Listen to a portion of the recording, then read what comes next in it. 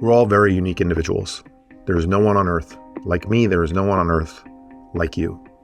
Our problems, however, are typically generic as fuck.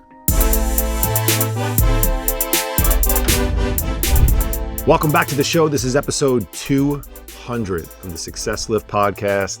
We have made it 200 episodes. Shout out to me. Shout out to you for hanging around and continuing to come back for 200 episodes, 3+ years.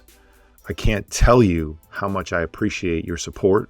I can't tell you how much I appreciate you letting people know about this show as it's grown over time. Still would love for it to grow a little bit more, a little bit faster, but don't we all? Don't we all want more? Don't we all want to accelerate our growth in life faster than what we currently have it? And I think that's something that is healthy. Obviously, anything can be taken to extremes, but I think that's certainly something that's healthy. Having a drive to get better, having a drive to improve, having a drive to close the gap between where you are right now in whatever domain of life we're talking about here, your mental, your physical health, your relational health, your mindset, all of the things. Let's hope to close all of them and get one step closer each day to becoming who it is that we want to, that version of you that's so goddamn exciting that you wake up every day and you do it anyway. You get up and you don't need discipline because you have desire. Shout out to coaches that I've been working with over the last couple of years, John Mattson and his program, Suprahuman. It's a fitness program. It's certainly a health program, but it's the best mindset program that I've ever been a part of. And I've learned a lot in that program. I learned a lot about what's holding myself back, what's maybe holding you back from going and truly getting what you desire. I think their tagline of the program is go get what's yours. And at first I heard that and it was like, really? That's kind of corny. But the more, I started to embrace it, the more I thought about what was holding me back from going and getting what's mine was not necessarily anybody else. And if you notice, I'm getting right into the topic. I want to get right to the point.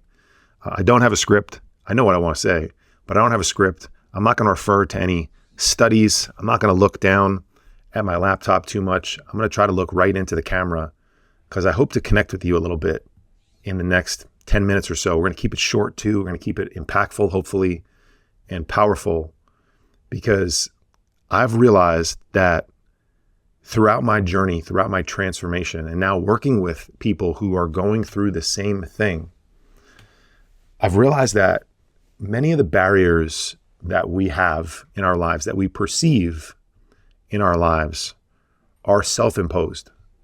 And I don't really know how many roadblocks we truly have in our lives to going and getting what's ours, to going and being the most elite version of ourselves. And I'll share my own experience with you quickly, and I'll just recount some of the, now maybe 100, but definitely dozens of conversations I've had with individual clients, now if we're going to talk about friends and coworkers and just random people I talk to, we're definitely in the hundreds of conversations I've had where people describe to you the roadblocks in their ways, the obstacles in their way. Now, let me say something that I'm going to say a few caveats here. Number one, which I believe to be most true, and I tell this to my corporate wellness clients, my small group executive clients, programs. We're all very unique individuals. There is no one on earth like me. There is no one on earth like you. Our problems, however, are typically generic as fuck.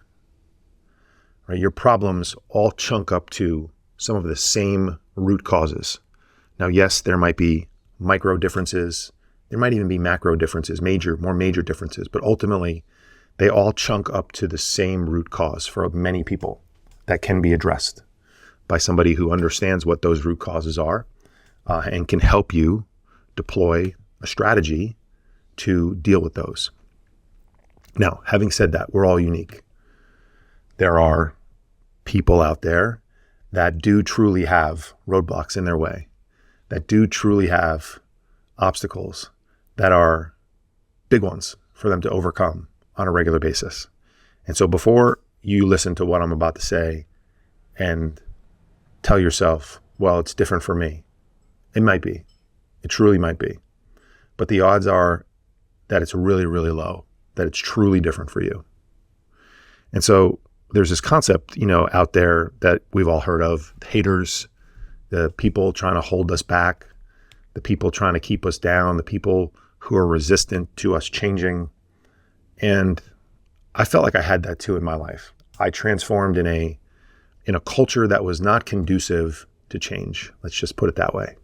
Wall Street, trading floors, very alpha, usually male-dominant environments. Think locker rooms, think competitive sports, think a lot of smack talking, think, kind of yucking it up and having fun, but competing. I've spent my whole life doing that. And so whether you've ever been on a trading floor or you've never even seen it or heard of one, maybe you've been an athlete, maybe you've been in a locker room, maybe you've been in a competitive environment, I think you can all sort of form the scene that I'm describing to you. And so when you get outside your comfort zone and you start to do things differently in an environment like that, the reaction is usually very quick to let you know that you are different. And being different in an alpha type environment, when I say alpha, I don't just mean male. It could be female, 100%. In an alpha environment like that, in a ball busting environment like that, can go sideways real quick. And people can sort of pile on, jump on the dog pile, and have some fun with you and make you feel like you're an outcast, make you feel like, who are you to think that you should be doing this? Why would you change? And I feel like it turns into a story that we all begin to tell ourselves, that other people are out there against us, rooting against us, hoping we don't win, wanting us to stay stuck, wanting us to fail, not wanting us to leave the pack. That like crabs in a bucket story where you hear, one crab, there's no lid on the bucket of the crabs. Every personal development coach will say this, and I've said it before too, until I kind of thought about it more. And it's like, you don't have to put a lid on the bucket because one crab starts to go and the rest of the crabs pull them back.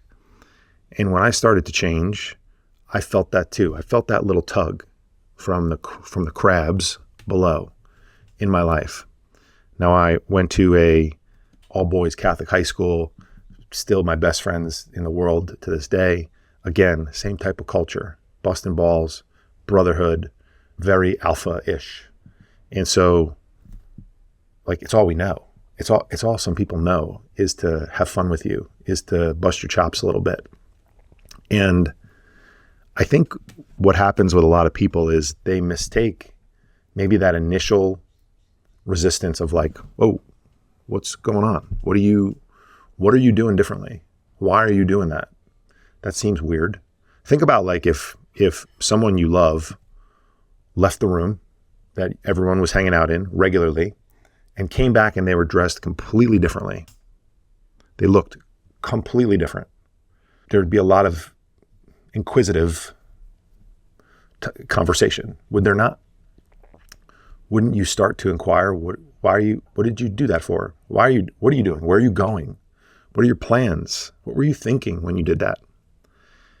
And so when we start to change, naturally it stokes a bit of curiosity inside of people. The other thing it stokes is a bit of a defense mechanism inside of people. You may have been around people for 20 or 30 years that are unwilling to do some of the things that you desire to do. When you step outside of your comfort zone, you are going to shine a light on those people. They are going to realize that they are not doing those things. They are not going to go down without a fight. They are going to just instinctively, as a reflex, push back a little bit on you. And here's the message for you today. I don't really believe there are haters out there. And let me caveat this, okay? What I mean by that is I don't believe that there are people truly close to you that truly matter that don't want to see you win. I think to the extent that, you live this public persona, maybe online, I'm thinking now social media, you have a large following and you have a lot of people chirping at you in the comments or complaining that you're, a celebrity or something, and you get a lot of pushback. Anyone who's achieved that level of, and I'm putting in air quotes, success. It doesn't mean you got a large following and you're successful. It's fucking ridiculous. I just mean if you've achieved some level of status or success that you've actually earned and not bought for a fucking follower account or something, or because you wear tight pants and have a great ass, respect. People who have achieved those things know how comically irrelevant the opinion of others are and don't really spend a lot of time worrying about it. So there's that category of people. They've made it. They actually might have people hating on them, okay? I believe average people like you and me, and if you're one of those people who have those followings or are out there in the public eye listening to this, thank you. Tell some people, tell your damn followers about me. If you're listening to me, tell your fans, share the damn show, all right? Subscribe to the show. But if you're someone who is one of us, I just don't believe that we really have people that are really truly looking to hold us down. And then so what is actually holding you back? I believe it's the same thing that held me back. This guy, me, for those of you not on YouTube, it's just pointing to myself, the guy with two thumbs. It's a good joke about that, the guy with two thumbs. I think it's ourselves that are holding us back. I know it was me that was holding me back. I know it was my perception that people actually cared what I was doing. And let me maybe burst your bubble here a little bit. And I'm doing this with love, and I'm doing this hopefully in a funny way. Nobody gives a fuck about you because they're too busy caring about themselves. I don't care about you with love.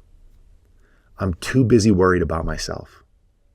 And I know enough now to know the exact same thing about how you feel about me. And I know you would say, Brian, of course I care about you. I believe you do. But if there is a choice, it's you every single time. I didn't turn this damn camera on for 2+ years because I didn't want to be on video. 3 years. I didn't want to have to figure out the YouTube thing. I didn't want to have people stare at me. I could at least wake up at 4 a.m. on a Saturday with a beard and a strong cup of coffee and come in here and turn on the mic and deliver my value to you. I didn't want to have to do my hair. It takes a while to do this. I didn't want to have to at least make sure I was mostly clean shaven. Put on a tight shirt. I was too worried that other people were judging me. I was too worried what other people thought about my physical transformation when I began to transform inside of corporate America. Nobody gave a fuck. Nobody cared. They all care for me. Have you ever had a boss? Like I've had multiple bosses in my career say, Brian, the day that I stop busting your balls is the day that you should start to worry about how I feel about you. And you may work in an environment like that too. The day that people around you stop busting your balls is the day they likely don't give a shit anymore about you. And every single person that I've actually had a reasonable conversation with about what I'm doing and why I'm doing it in my physical health, in my mindset, with my relationships, in now my business, every single one of them have been supportive. And so it's my opinion that people like us small town people without huge followings, people without massive presences, people who don't live their lives in the public eye online, we do not have haters. It is fucking made up. You're making this shit up. You're making it up because it serves you. Let's not get it twisted. This serves you in some way because it allows you to stay where you're at. And you might think to yourself, why would I want to stay where I'm at? I don't like where I'm at. I understand. There's been aspects of my life that I do not like where I'm at. I have not enjoyed it. Even very recently in my life, there's been aspects of it. But what you have to realize is that there are payoffs to that. There are prices and payoffs to everything that we do. And you are gaining something by staying where you are. The sooner you start to think about that, dig in, get quiet, and understand why you might be staying where you are, the sooner you will break that belief down and you will fucking charge right through it. Because the only person that's holding you back is you. My first career as a 20-year Wall Street professional, for those who don't know, I was very successful professionally. I made good money, had a great career, but the rest of my life was pretty much shit. I was overweight. I was in constant joint pain. My marriage was on the brink of divorce. I had pedestrian drug, alcohol, and gambling addictions. I wasn't the greatest father that I could be. And when I changed those things in my life, when I transformed, and I say that because I'm still transforming to this day, and I will continue to do that until the day I die. Well, maybe not the last 6 months. I told my clients that this week in a message that I sent to them. I send them a message every Monday about, I was talking to them about excellence and this like never-ending chase. And I was like, I'll give you guys the last year, last 6 months to a year. We all get rocking chairs, our grandkids, go get us beers, we can watch our favorite shows and just talk shit. All right, so you get your last year. But until then, I'm going daily. This is a never-ending race for me. I think about that from the perspective of like, if I'm willing to do that forever, why would I ever let someone's opinion affect what I'm doing right now? Why would I allow what someone thinks about me to affect something that I'm going to do for the rest of my life? And so I'm playing this game of transformation forever. And so I'm not willing to let someone's opinion get in the way of what I want. And to circle all the way back, because I got off on a little bit on a tangent there. My professional life was in a great place. My personal life was pretty much shit. Fast forward to, 10 years later, this is now a couple years ago, 8 years later, and it's completely flipped the other way. My personal life is off the charts great. Best physical shape I've been in. My marriage is fantastic. My mindset is really good. I'm growing every day. And my business was just, it was okay.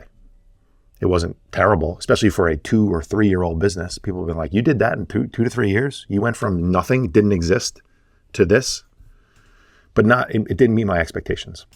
I kept bumping up against this resistance because I had a secondary gain, it's called. I associated professional success with my personal life being a disaster. And so I had to figure out why I was continuing to sabotage myself every time I hit a limit. I hit a ceiling in my income. I would kind of cool myself down and bring myself back for about a year. And I needed to explore that. And I did, through some help, through some coaching. But all these programs I've been a part of, there's always people that talk about, people holding them back. And again, I'm not discounting your personal experience. I'm sure some people listening to this are like, dude, fuck you. I have real people in my life holding me back. I have real obstacles. I don't know your situation. I haven't worked with you personally. So I don't know. I'm just telling you that I've now worked with hundreds of people. And every time I've had a real conversation, developed a real relationship, really dug into what's going on in their life, I can't even think of 5, but I'm just going to say less than 5 had like legitimate obstacles where they couldn't achieve greatness in their life. Most of the time, it is just an initial layer of resistance that holds us back. It's like the stake in the ground for the elephant, right? I think if you see it at the circus, elephants have grown up their whole lives with this little rope on their leg. And I just heard this parable, or story, whatever. I don't even know if it's true, but it makes sense, right? This little elephant is like being held by a rope that's the size of this freaking pen that I'm holding up. And there's just one stake in the ground. All the freaking thing has to do is just go like this, lift up his leg. But forever he or she has been conditioned that that's going to hold them there. And so that's what they believe. And so we meet this initial layer of resistance and we're like, oh, there it is, discomfort. Got to push back, got to hold back. Can't get uncomfortable. These people are going to stop me from doing what I want to do. Nobody is going to stop you from doing what you want to do if you want it bad enough. Not one freaking person. Nobody. If your level of desire just gets dialed up like above medium, you will bust through. You will bust through that resistance. There is no stopping you.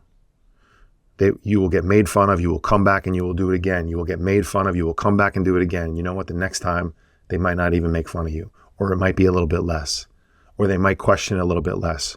And finally, you know what they're going to do? This guy Brian's not going to quit.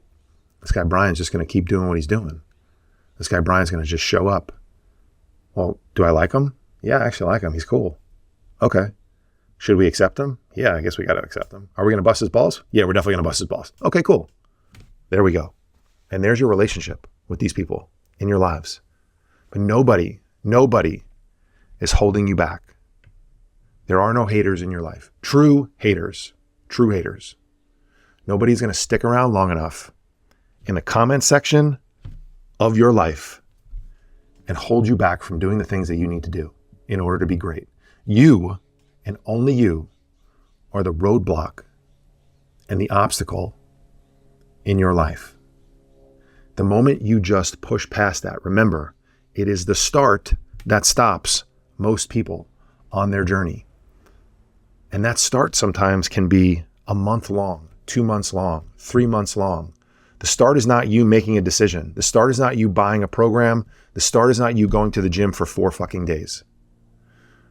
If you've been doing something, living a certain way for a decade plus, I'm sorry to tell you, but the start is at least 3 months long, maybe even 6 months. That's why my executive coaching programs are 4 months long. My one-on-one coaching programs are 6 months long to start. Most people work with me for a year or more because you've been digging a hole for the last decade. You're gonna have fits of stops and starts for at least a quarter, at least. That's your starting line.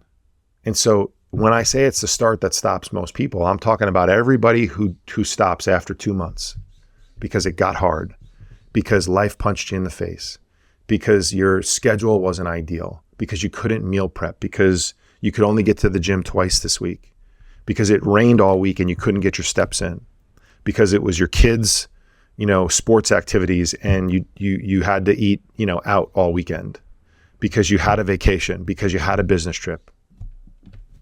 Come on, man. I got all this stuff. My clients have all this stuff. The only one who's stopping you is you. Thank you for being with me for 200 episodes. If you've been here from day one, and I know there are people who have, I cannot tell you how much I appreciate you. I cannot tell you how excited I am for the next 200. But people say that all the time. It's just the beginning. 200 more. I'm just going to do one more. I'm just going to show up next week. I'm going to do one episode at a time. I'm going to help one person at a time. I'm going to write one email at a time. I'm going to make one post, have one conversation, take one action at a time. If you have that mentality, that next pitch, that next shot, that next sales call, whatever it may be mentality, and you bring your A game, your biggest effort, your biggest intention, your focus to that, you literally cannot win. It's like you can't lose. You might lose 1 or 2 here or there, but you can't lose in the long run.